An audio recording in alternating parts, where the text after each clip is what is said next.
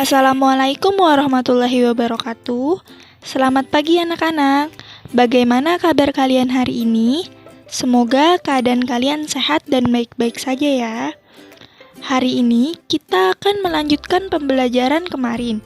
Kemarin kita sudah membahas mengenal tata ruang kantor, yang di dalamnya membahas mengenai jenis-jenis tata ruang kantor, ada yang tertutup, terbuka, dan berpanorama.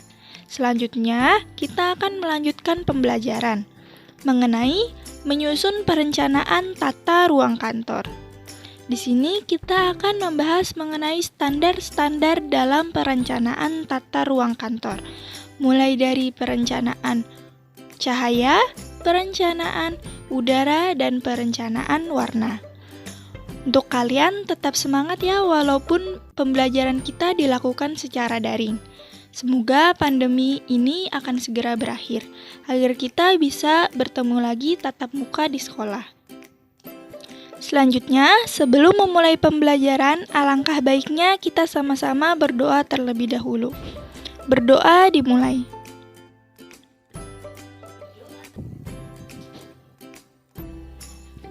Berdoa selesai. Selanjutnya, langsung aja kita mulai. Di sini ada standar-standar tata ruang kantor. Banyak sekali standar dalam merencanakan tata ruang kantor. Standar yang pertama yaitu kebersihan. Perlengkapan dan perabot kantor harus terpelihara kebersihannya. Selanjutnya, luas ruangan kantor. Setiap ruangan kerja harus menyediakan luas 40 square feet atau 3,7 meter persegi. Selanjutnya, suhu udara. Temperatur minimum yaitu 16 derajat Celcius atau sama dengan 61 derajat Fahrenheit. Selanjutnya, ventilasi. Adanya peredaran udara yang segar dalam setiap ruangan. Jadi, setiap ruangan harus adanya ventilasi udara. Selanjutnya, penerangan cahaya.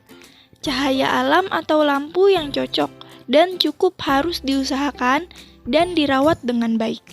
Jadi, setiap ruangan memerlukan cahaya yang cukup, harus disesuaikan dengan luas dan ukuran ruangan tersebut. Selanjutnya, fasilitas kesehatan, yaitu terdapat kamar kecil, toilet, ataupun UKS, dan lain-lain. Selanjutnya, fasilitas cuci. Adanya ruangan untuk cuci tangan atau muka dengan air mengalir dan sabun, tentunya dengan air bersih. Selanjutnya, air minum. Adanya air minum yang bersih untuk kebutuhan karyawan. Oke, selanjutnya di sini ada lagi standar mengenai tempat duduk, yaitu ruangan kantor harus menyediakan tempat duduk yang sesuai dan nyaman untuk bekerja. Jadi ergonomi kantornya harus terjaga. Selanjutnya, lantai, gang, dan tangga. Lantai dijaga kebersihannya agar karyawan tidak mudah tergelincir atau kepleset. Dan tangga harus diberikan pegangan. Selanjutnya, mesin. Mesin yang berbahaya harus ada perlindungan khusus. Selanjutnya, beban berat. Karyawan tidak boleh memindahkan atau membawa beban berat yang dapat menimbulkan kecelakaan. Selanjutnya, pertolongan pertama. Setiap kantor harus menyiapkan kotak P3K. Selanjutnya, penjagaan kebakaran, yaitu alat pemadam kebakaran dan sarana menyelamatkan diri perlu disiapkan, seperti alarm jika terjadinya kebakaran sebagai penanda bahwa kita harus bersiap-siap menyelamatkan diri dan keluar dari ruangan tersebut. Selanjutnya, pemberitahuan kecelakaan. Harus ada laporan kecelakaan atau kematian jika terjadi atau dialami oleh setiap orang yang bekerja di kantor tersebut. Oke, kita lanjutkan. Selanjutnya di sini ada perencanaan tata ruang kantor. Dalam perencanaan harus diperhatikan menata tata ruangan kantor seperti berikut ini. Nah, di sini ada perencanaan cahaya. Adanya penerangan yang cukup baik dan memancar dengan tepat dapat menambah efisiensi kerja karyawan. Karena dengan pencahayaan yang baik dan sesuai, maka mata dan menghindari adanya kesalahan. Sedangkan jika pencahayaan gelap dan buruk, tidak akan membuat karyawan nyaman dalam bekerja dan menyebabkan terjadinya kesalahan.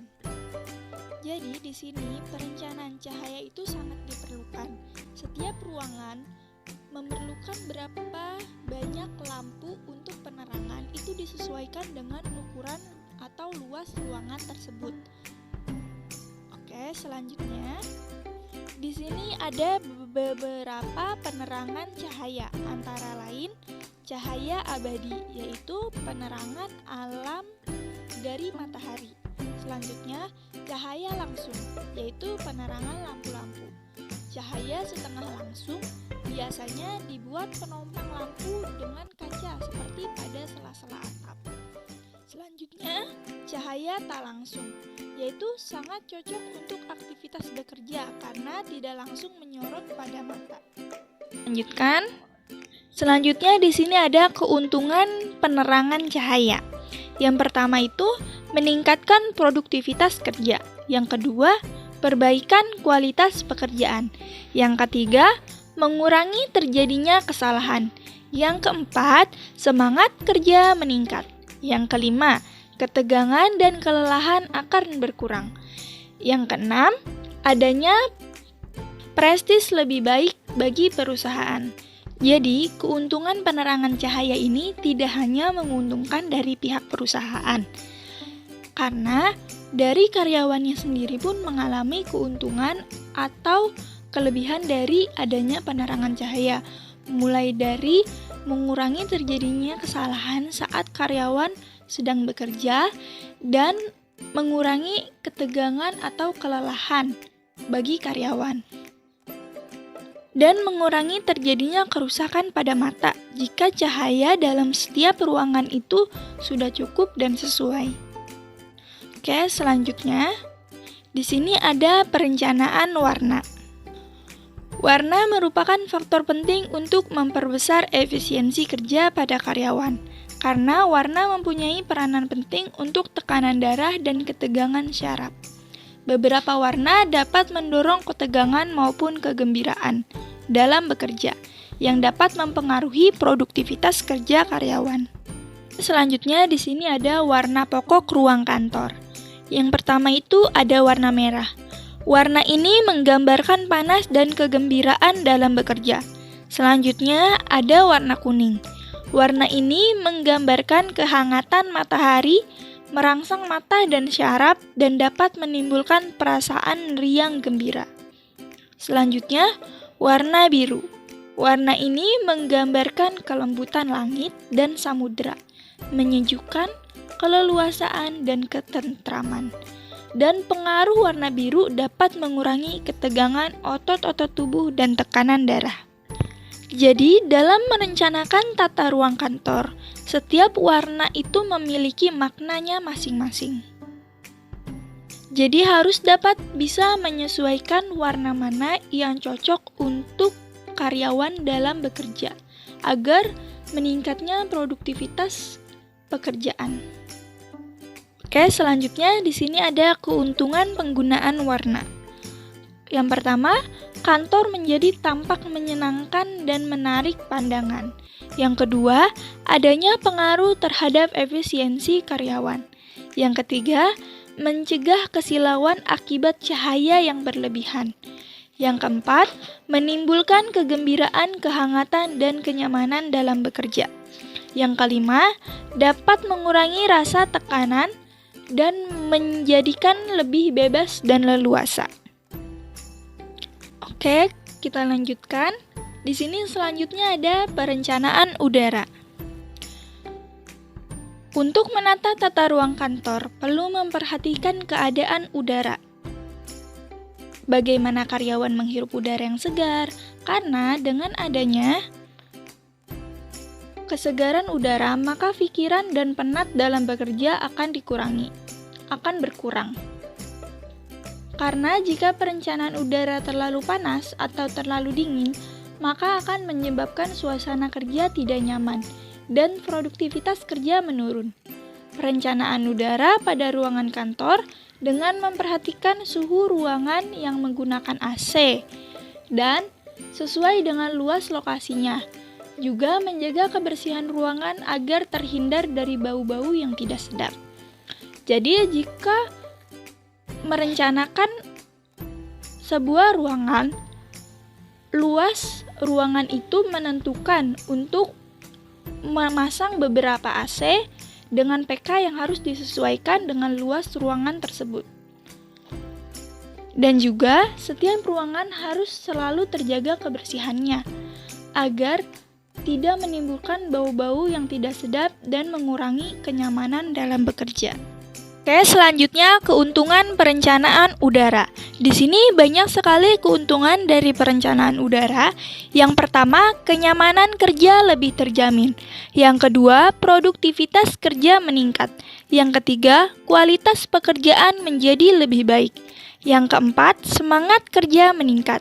Yang kelima, mengurangi penat dan beban pikiran.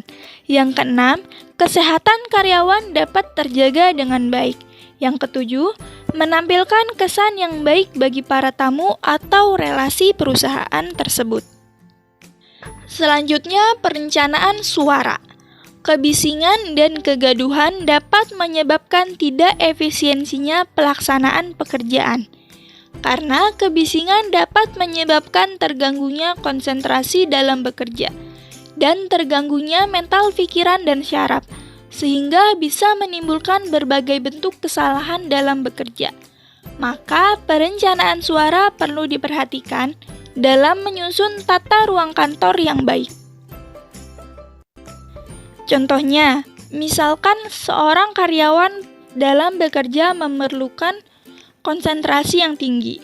Ia bisa menggunakan satu ruangan untuk bekerja dengan menggunakan penyadap suara agar menghindari dari adanya kebisingan dan kegaduhan dalam bekerja. Oke, kita lanjut. Di sini selanjutnya ada faktor-faktor perencanaan suara. Yang pertama, gunakan penyadap suara yang diletakkan di langit-langit ruangan kerja. Yang kedua, mesin-mesin kantor pada bagian bawah alasnya diberi busa tipis atau alas karet. Yang ketiga, untuk penggunaan pesawat telepon, misalnya fax, intercom, telepon, dan lain-lain, diberikan ruangan tertutup. Ini gunanya tidak hanya untuk menghindari kebisingan, karena jikapun ada telepon yang mengandung informasi penting atau rahasia, bisa menghindari terjadinya kebocoran informasi. Selanjutnya yang terakhir, yaitu yang keempat, lantai ruangan seharusnya diberikan alas karet sehingga tidak terlalu banyak menimbulkan suara. Selanjutnya, apakah ada yang ingin kalian tanyakan terkait materi pembelajaran yang sudah kita bahas tadi? Kita sudah membahas mengenai standar-standar dalam merencanakan tata ruang kantor. Mulai dari perencanaan cahaya, warna, suara, udara, itu pun semuanya memiliki banyak sekali keuntungan. Adapun keuntungannya seperti produktivitas kerja dapat meningkat, mengurangi kesalahan dalam bekerja, mengurangi ketegangan, kelelahan, dan penat dalam bekerja, meningkatkan efisiensi bekerja, dan lain-lain. Untuk kalian yang ingin ditanyakan, silahkan kalian chat di kolom komentar Google Classroom. Oke, mungkin sampai sini pembelajaran kita hari ini. Meskipun pembelajaran dilakukan secara daring, kita harus tetap semangat dalam belajar dan menuntut ilmu. Terima kasih. Wassalamualaikum warahmatullahi wabarakatuh.